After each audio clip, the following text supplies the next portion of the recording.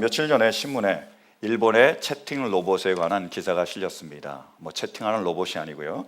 일본에서는 생활 쓰레기를 버릴 때 종류별로 타는 쓰레기, 안 타는 쓰레기, 재활용 쓰레기 등으로 나눠 정해진 요일, 정해진 시간대에 내놔야 한다. 지자체별로 깨알 같은 글씨가 빽빽하게 적힌 매뉴얼을 만들어 주민들에게 배포하지만 그것만 봐선 헷갈릴 때가 많다. 그래서 요코하마시는 그런 불편을 해소하기 위해 NTT 도코모와 함께 채팅 로봇을 만들었다. 주민들이 인터넷으로 시청 분리수거 사이트에 접속해 채팅 로봇 아이콘을 누르면 채팅창이 뜨면서 인공지능 채팅 로봇이 뭘 버리고 싶은지 말해보라고 한다.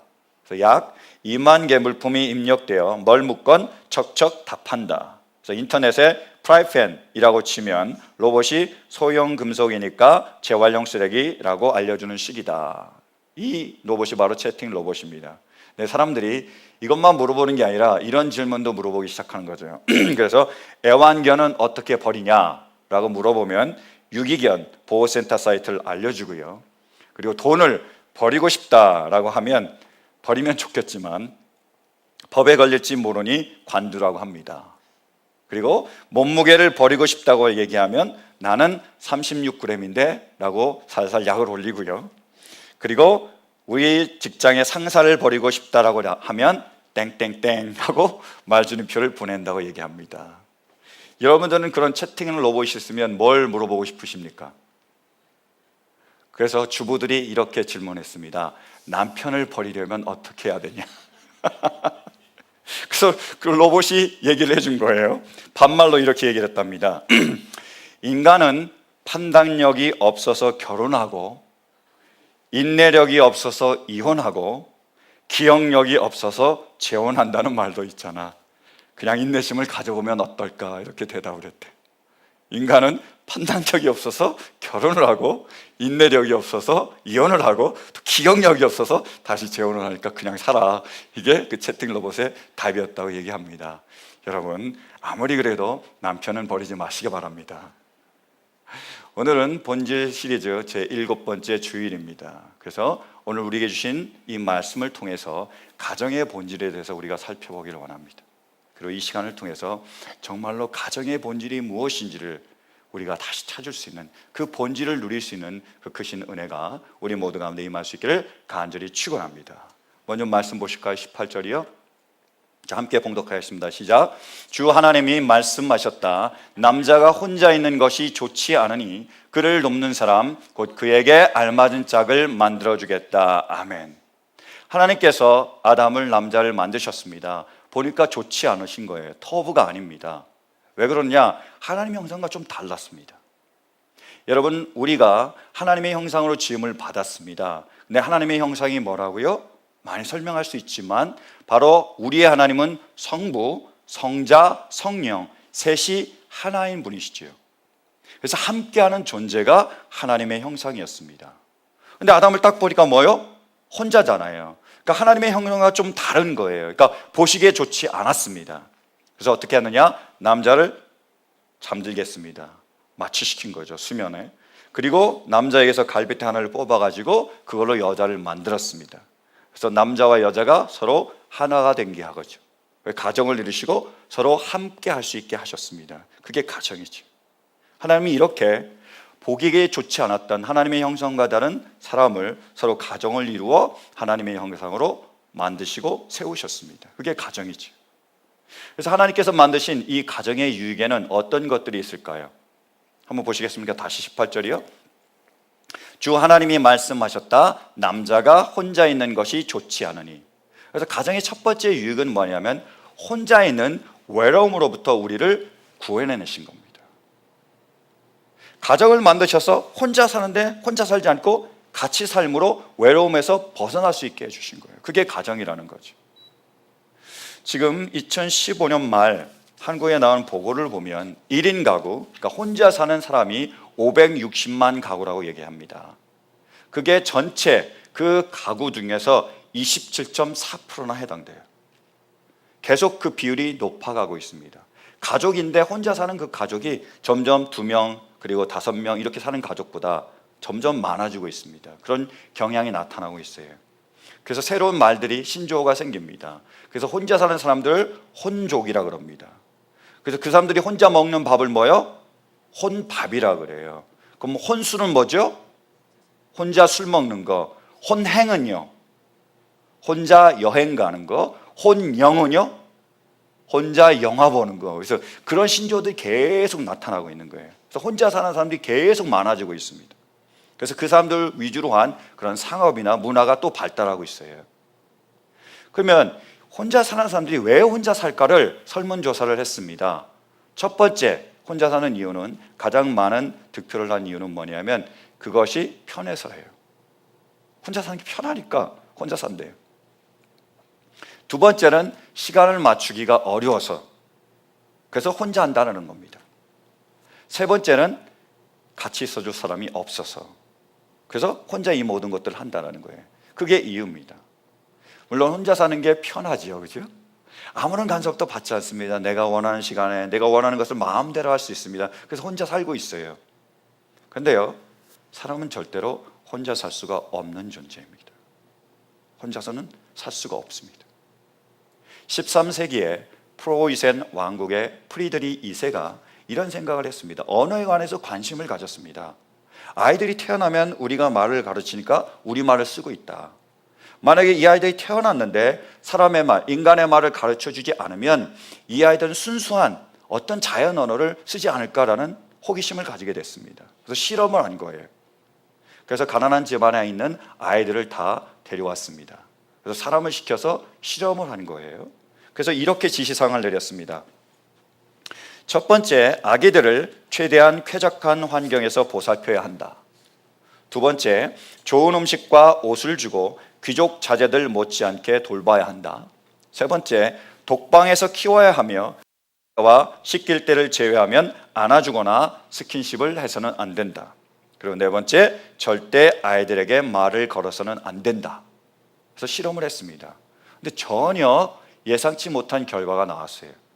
뭐냐면 아이들이 그러니까 점점 시름시름 앓더니 1년 안에 모든 아이들이 다 죽어버렸습니다.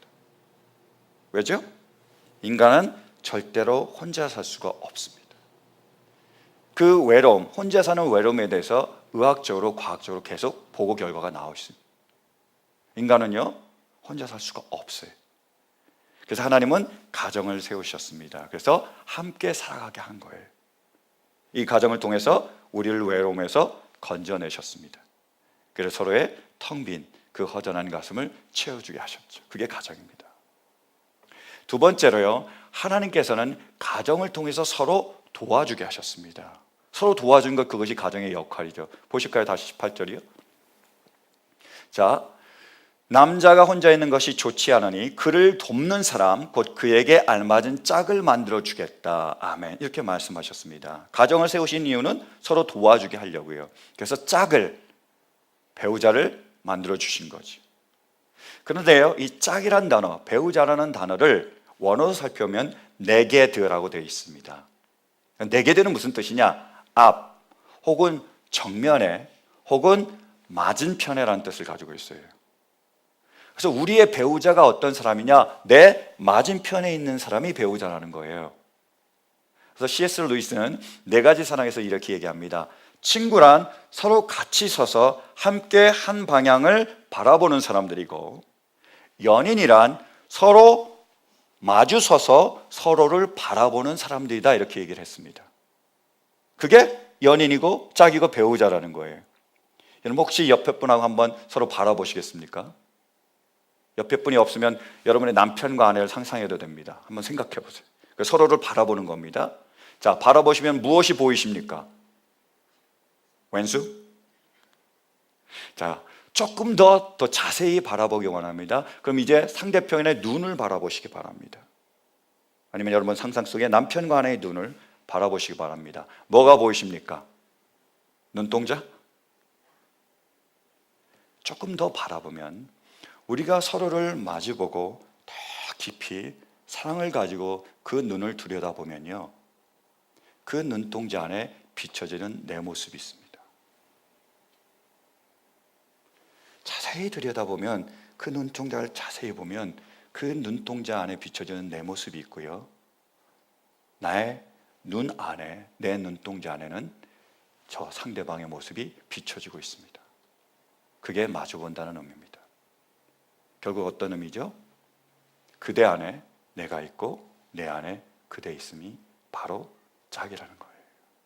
서로 하나라는 것이 바로 가정이고 짝입니다.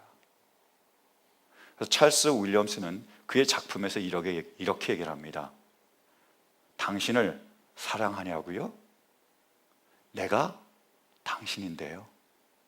이거예요. 아담도 자기의 짝인 하와를 보며 똑같이 감탄을 합니다. 보실까요? 23절이요. 그때 그 남자가 말하였다. 이제야 나타났구나. 이 사람, 뼈도 나의 뼈, 살도 나의 살, 남자에게서 나왔으니 여자라고 부를 것이다. 아담이 맨 먼저 그 하와를 바라보며 외칩니다. 내 뼈네.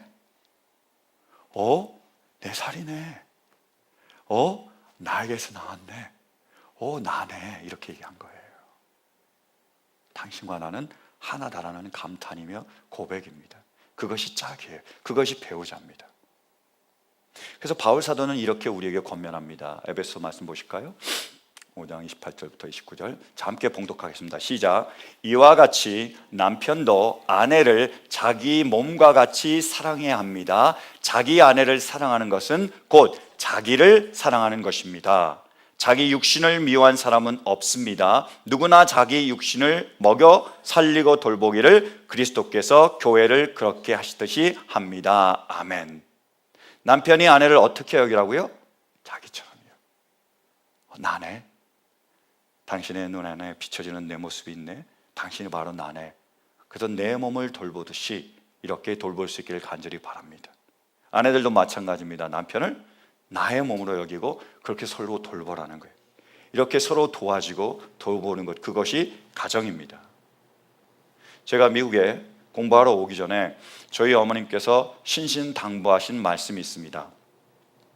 너는 반드시 결혼해서 미국 가라. 너 결혼 안 하면 내가 절대로 미국에 안 보내겠다, 이렇게 말씀하셨어요. 제가 효자잖아요. 그래서 그 말씀대로 순종을 했습니다. 그래서 2000년 2월에 제가 결혼을 했고요, 바로 3월에 미국으로 건너왔습니다. 그래서 미국에서 생활하면서 내가 참 결혼하기를 잘했다라는 생각을 하게 됐습니다. 제가 신학대학원을 다니면서 공부하는 동안 저는 마피아였습니다. 마누라 피 빨아먹는 아저씨요. 그래서 와이프가 열심히 일을 했고 저는 무사히 신학대학원을 졸업할 수 있었습니다.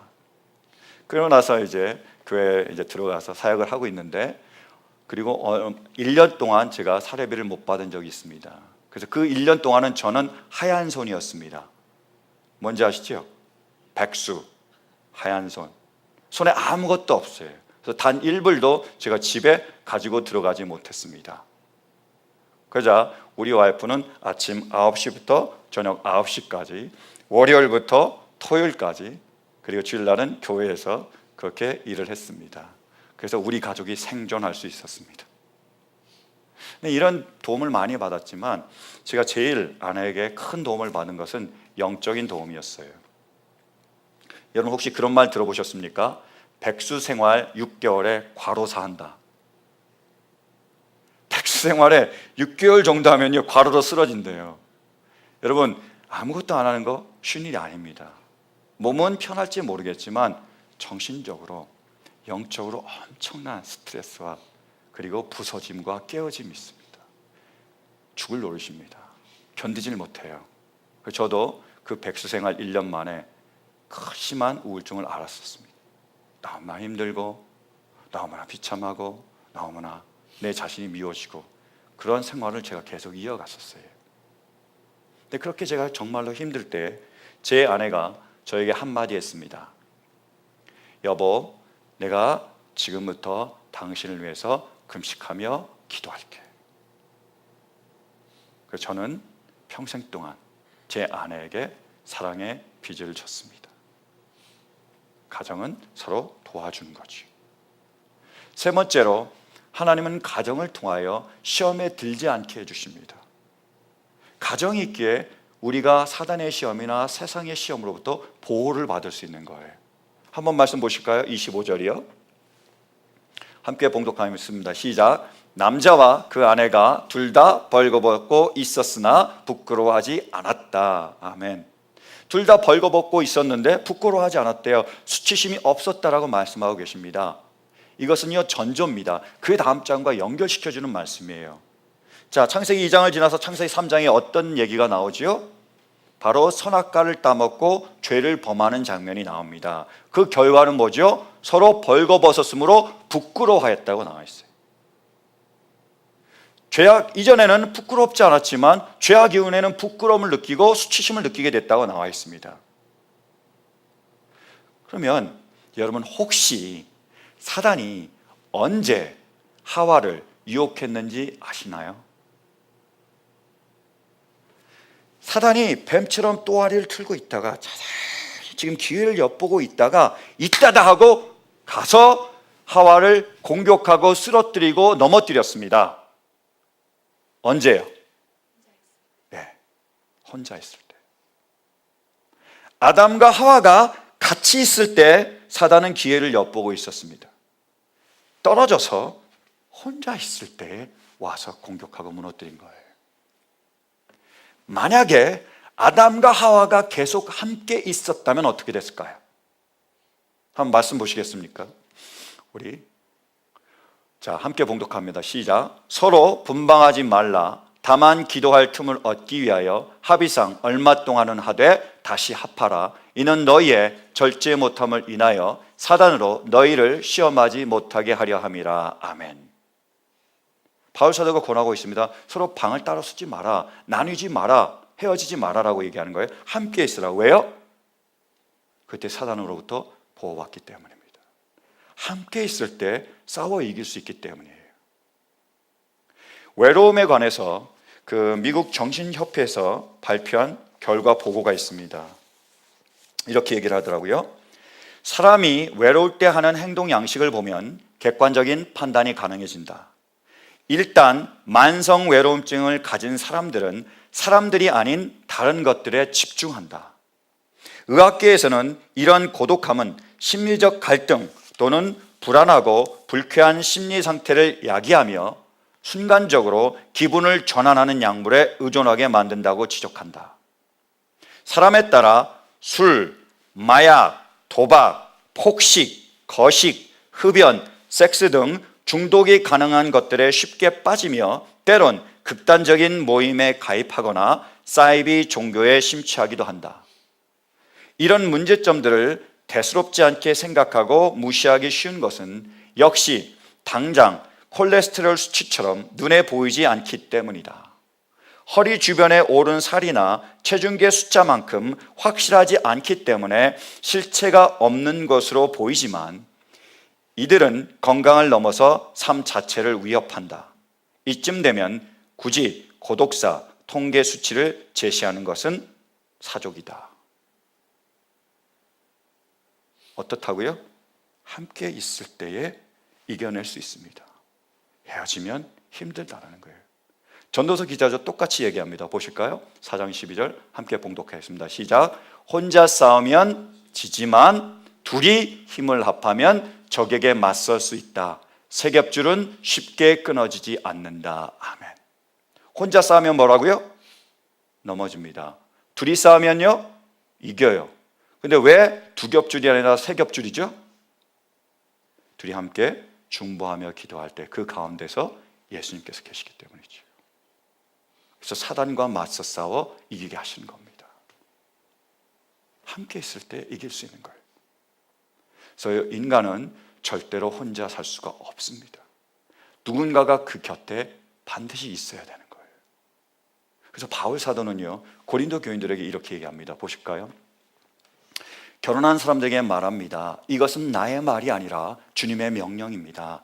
아내는 남편과 헤어지지 말아야 합니다. 만일 헤어졌거든 재혼하지 말고 그냥 지내든지 그렇지 않으면 남편과 화해해야 합니다. 그리고 남편도 아내를 버리지 말아야 합니다. 이렇게 말하고 있습니다. 근데요 또한 특이한 것은 뭐냐면 그럼 우리가 반드시 결혼을 해야 할까요?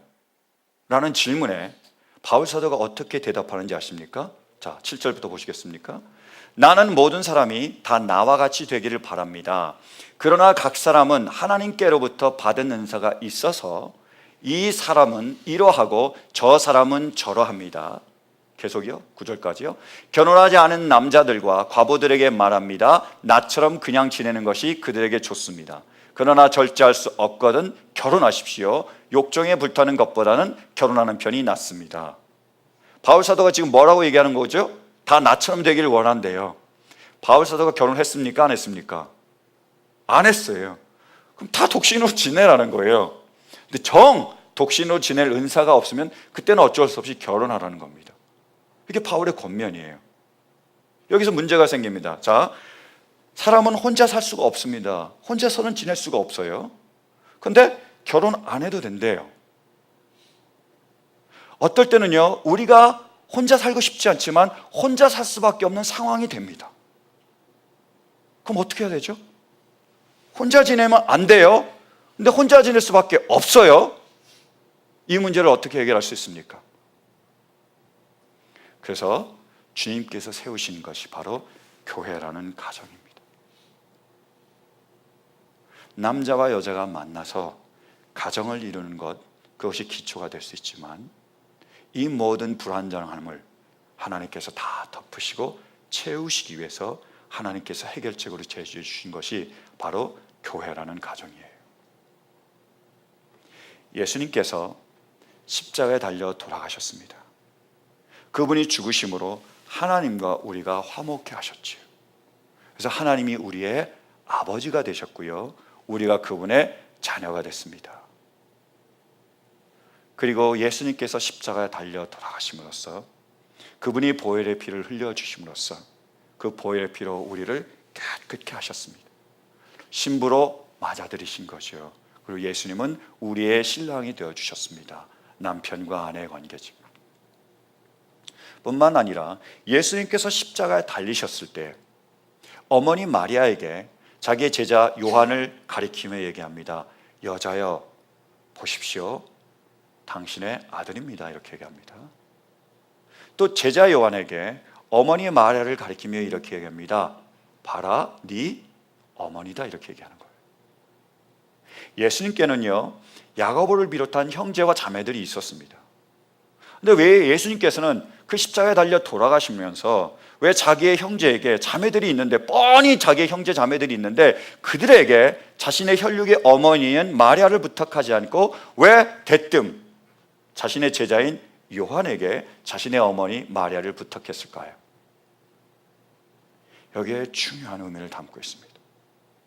예수님은요, 십자가에 달려 돌아가심으로써 그분의 보혈의 피를 통해서 육체적인 혈연 관계를 넘어서는 영적인 혈연 관계를 세우기를 원하셨습니다. 육체적으로 주어진 가족을 넘어서서 영적으로 주어지는 대가족을 세우기를 원하셨습니다. 예수님 십자가에 달려 돌아가시면서 어떤 일이 일어난 거죠? 하나님께서 우리의 아버지가 되셨고요, 예수님께서 우리의 신랑이 되어주셨고요, 믿음 안에서요, 우리 모두가 형제 자매가 됐습니다. 엄청난 대가족이 된 거죠. 가정의 본질은 남자와 여자가 만나서 결혼해서 하나가 돼서, 결혼식을 올려서 하나가 돼서 이 하나가 된 것, 이것만을 의미하지는 않습니다. 시작일 뿐입니다. 진정한 가정의 본질은 뭐냐 하면 바로 주님 안에서 그분의 보혈의 피를 통해서 우리 모두가 하나가 되는 거예요. 주님은 이것을 이루셨습니다. 그리고 교회라는 이 가정을 통해서 이것을 완성시키셨어요. 하나님께서 원하시는 것은 남편과 아내만 연결해서 같이 사는 핵가족이 아니라 부모와 자녀와 손자와 손녀와 이 모든 것을 넘어서 다 함께 같이 되는 엄청난 대가족인 것입니다. 그것이 가정의 본질입니다. 그리고 교회가 바로 우리의 혈연, 인종, 언어, 문화를 넘어서는 하나님의 대가족입니다. 그래서 하나님은 교회라는 가정을 통해서 우리의 외로움에서 우리를 벗어나게 하시는 거예요. 혼자 된 나, 때로는 버림받은 것처럼 느껴진 나에게 하나님은 교회를 허락하셨고 그들의 곁에 형제 자매들이 머무를 수 있게 허락하셨습니다. 하나님은 이 교회라는 가정을 통해서 서로를 도와주며 서로를 돌볼 수 있게 해주셨습니다. 그래서 초대교회의 가장 중요한 역할 중에 하나가 뭐였죠? 고아와 과부를 돌보는 것입니다. 고아의 아버지가 되게 하셨고 과부의 남편이 되게 허락하신 거예요. 교회입니다. 그리고 하나님께서는 이 교회라는 가정을 통해서 우리가 사단의 유혹에 그리고 이 세상의 시험에 맞서 싸워 견디며 버티며 이겨나게 하시는 거예요. 지금도 우리를 사랑하는 형제 자매들의 중보 기도가 있기에 우리가 여전히 지금 버티며 견디며 이겨낼 수 있게 하신 거죠. 그래서 이찬순 목사님은 에클레시아라는 책에서 이렇게 얘기를 합니다. 분당 우리 교회를 개척한 직후에 3개월 시한부 선고를 받았던 당시 17살이었던 청소년이 있었다. 병원으로부터 너무나 가슴 아픈 선고를 통보받은 이후로 모든 성도들이 내 자식처럼 품고 기도하기 시작했다. 그 아이가 누군지 본 적도 없는 사람들이 대부분이었지만 이름을 불러가며 울면서 기도했다. 수술 당일에는 전혀 모르는 청년 한 명이 병원에 찾아와 이른 아침부터 수술이 끝나는 저녁까지 기도해 주었다. 16시간 30분의 대수술, 생존율 10%라고 했던 의료진들의 우려를 뒤로하고 하나님은 이 아이를 살려주셨다. 당시 17살 청소년이었던 그는 멋진 청년으로 자랐다. 수술 후유증으로 어려움을 겪는 중에도 사회복지를 전공해 장애인들을 섬기며 선교사의 꿈을 꾸고 있다. 교회는 바로 이런 곳이다. 여러분, 이 험한 세상에, 이 거친 세상에, 이 메마르고 각박한 세상에 우리는 혼자가 아닙니다. 우리는 이 세상에서 결코 혼자가 아닙니다. 하늘을 바라보십시오. 하늘에 우리 아버지 하나님이 계세요. 십자가를 바라보십시오. 우리를 위하여 자기의 목숨을 내어주기까지 사랑하신 그 예수님, 우리를 사랑하실 때 끝까지 영원히 사랑하시는 우리의 신랑 예수님이 계십니다. 그리고 우리 주변을 둘러보십시오. 우리를 위하여 눈물 흘리며 우리가 보든 안 보든 그곳에서 우리를 중보하며 기도하는 우리의 형제 자매들이 있습니다. 사랑하는 성도 여러분, 여러분에게 제가 있습니다. 그리고 저에게는 여러분이 있습니다. 그래서 이 세상은 아직 살만합니다. 여러분, 이 시간을 통하여 주님이 주신 이 말씀을 통하여 가정의 본질을 다시 한번 발견할 수 있는 우리 모두가 될 수 있기를 간절히 축원합니다. 교회라는 이 가정을 통하여 우리가 결코 혼자가 아님을 하나님이 주시는 그 위로와 그 평안이 우리 가운데 임할 수 있게 되길 간절히 바랍니다.